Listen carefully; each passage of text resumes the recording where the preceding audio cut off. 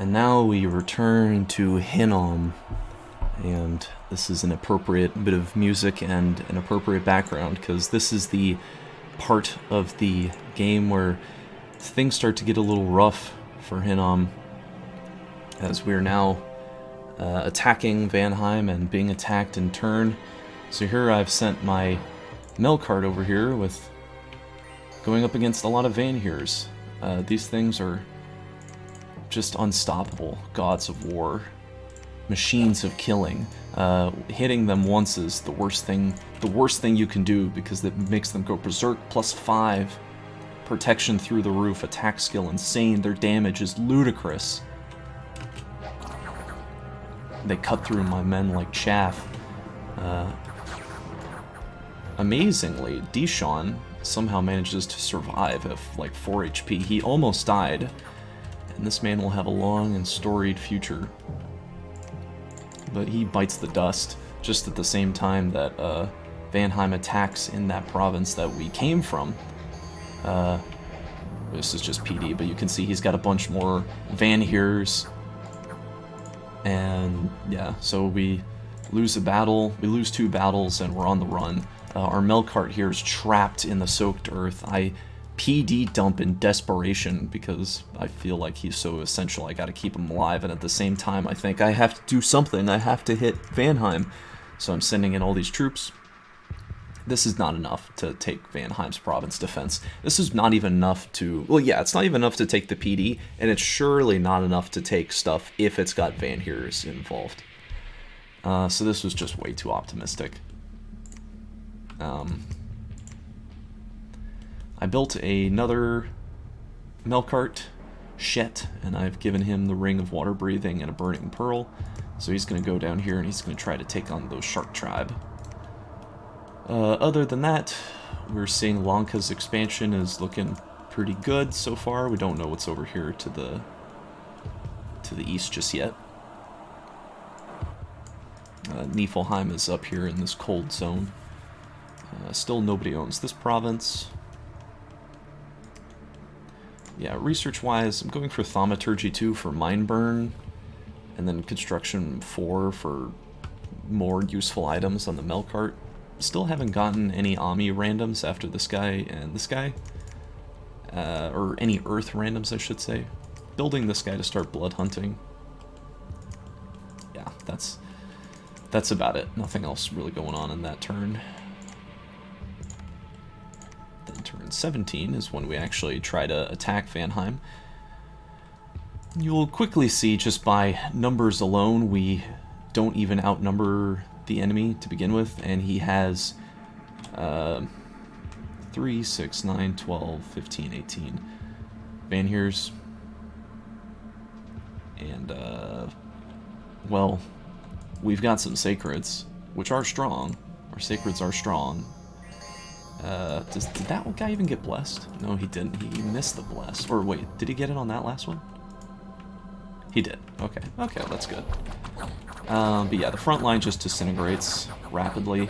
At the same time, a Van Jarl comes around the flank. 2 of them actually come around the flank, unequipped, and they assassinate my leadership. So that doesn't help. My Sacreds are in his backline, assassinating his leadership, but I have to wonder if this battle would have gone differently if I just had these guys keeping my commanders alive and fighting the Van Jarls. I don't think we would have won, but at least we could have caused more casualties than what we actually did, because this is just a disaster. This is so much gold down the drain. Thousands of gold have now been lost to Vanheim. This is another 1,000 for almost no gain. Continuing to site search, moving troops around. This guy's going over into the water. He's just scripted to bless because I don't have any other fire spells for him to cast. Yeah, just in a full-on retreat. I think on this turn I got a nap with Vanheim, or I opted to go with a nap because... Well, because I'm basically defeated at this point. I'm out of stuff. All I've got is this Melkart who, granted, he is strong, but he's totally in enemy territory. There's, like, it's very unrealistic he makes it back to his homeland. all I've got are these Enkidu slaves that I was going to use for siege chaff. We're out of money. Gem income is still looking pretty okay, but research is very poor because all of our mages are out and about. Yeah, not much else to say, just patrolling in this province. We're really out of money. Really out of money, really out of stuff. So we peace out with Vanheim, which I think is a mistake for Vanheim. I mean, maybe he was worried about Agartha at this point, but I'm pretty sure Agartha is being double-teamed by Atlantis and Urmor, because they both want to vulture in on this war, and they're both greedy to win. So my ally Agartha is sort of getting bullied, and maybe Vanheim wasn't privy to the fact that Urmor and Atlantis were doing this, so he was like, well, I can't fight this two-sided war for this much longer. But he could. He definitely could. As you can see, I have nothing. He could just walk up through all my lands and take, like with this army alone, he could split this army in half and take all my stuff. He could take everything, because I don't have anything. I have absolutely nothing left. This is my entire force. It's nothing. Absolutely nothing. This isn't even enough to kill province defense.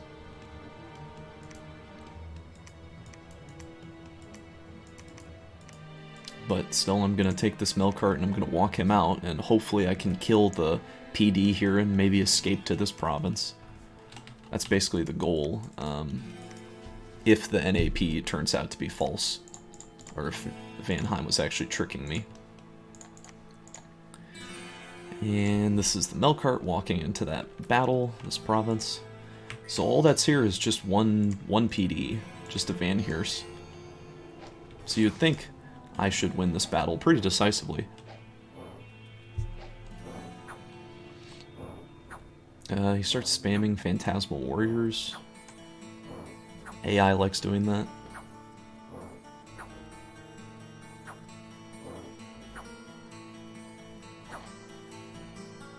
We finally kill all of them, and then he throws some javelins.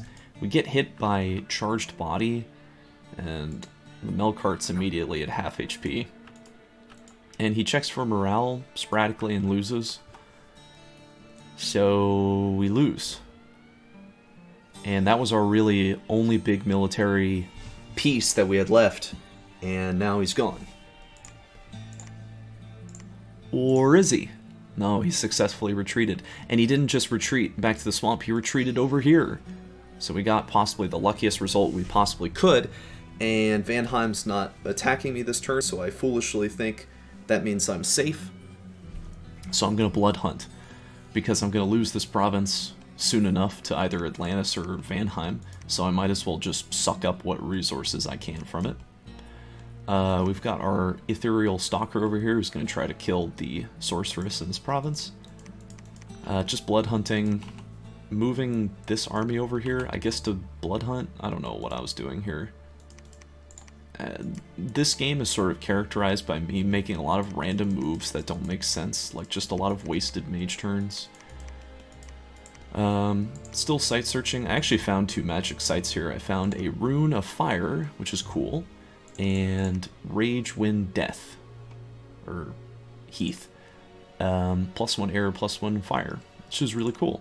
And then we found another one over here, the Gallows, +1 death gem. So our gem income is actually fantastic.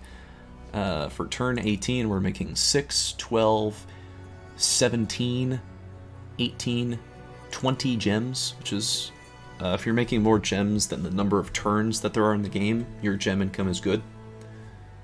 But this gem income is kind of crazy, like, especially since I have so few provinces. Russ is over here, which we already knew.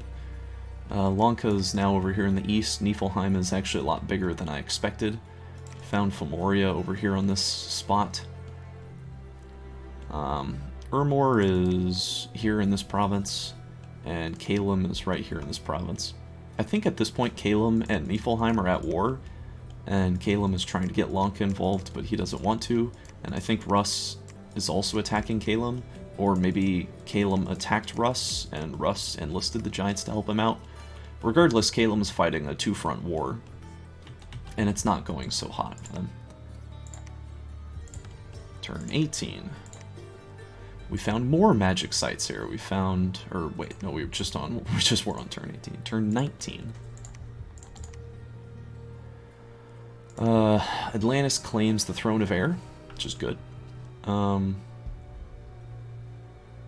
We found 8 blood slaves over here, which is nice. We tried to assassinate the sorceress.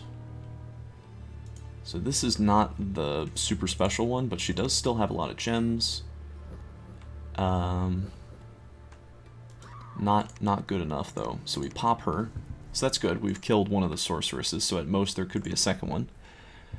And then this is Vanheim taking back this province, which I agreed to let him have because it was in his cap circle.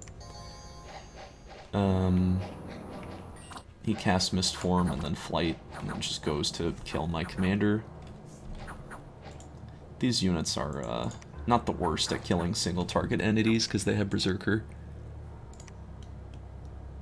My movements this turn, just taking this stuff and going back to my capital because I'm thinking my research is terrible. These guys can't blood hunt without the little blood stick, so I need to research that. I need to research construction 6 so I can give them the little blood stick so they can blood hunt higher. Just continuing to site search as much as I can, trying to get these numbers up as high as possible. I start building a palisade here. I guess to project power in this region, but I don't have the money to afford it. Really. Also, this isn't even a very good province. The resources are only 9, and what it can suck up isn't very much. So, frankly, a pretty bad spot to build a fort. Maybe here would have been smarter. But really, just not here at all would have been best. Just take the money and build mages back at home. I'm still making sacreds, because I want to try to hit this throne. So now we're on to turn 20. A messenger arrived from Atlantis. This is just him saying that they have a defensive alliance with Ermor, which we already knew. And we find another magic site. We find Wolf Oak. Or, no, Sunridge. We already found Wolf Oak. Sunridge, +2 fire gems. We found another magic site over here, the Grove of Fertility. And we didn't find any commanders to assassinate, which means that woman died of disease. So we're having the Stalker attack the province, because he can do it by himself. We get a bunch of attacks in Hinnom, but we get some unrest over here in this province, and we get a bunch of PD over here. Also, Russ got trolled. Just some trolls popped up and hit him. Yeah, and here we go. I'm taking all this stuff and I'm going to try to hit this throne. We know it's here. There's some wizards in the back with some blood druids, and there's some minor front line. I imagine these sacreds will be enough to kill the elementals because they're doing magic damage. And our magic isn't very good, but it's okay. We've got our profit coming in, so we'll bless everybody. We've got some mind burners, we've got some earth melts for the big stuff. But we don't have that many. So we will continue in the next episode.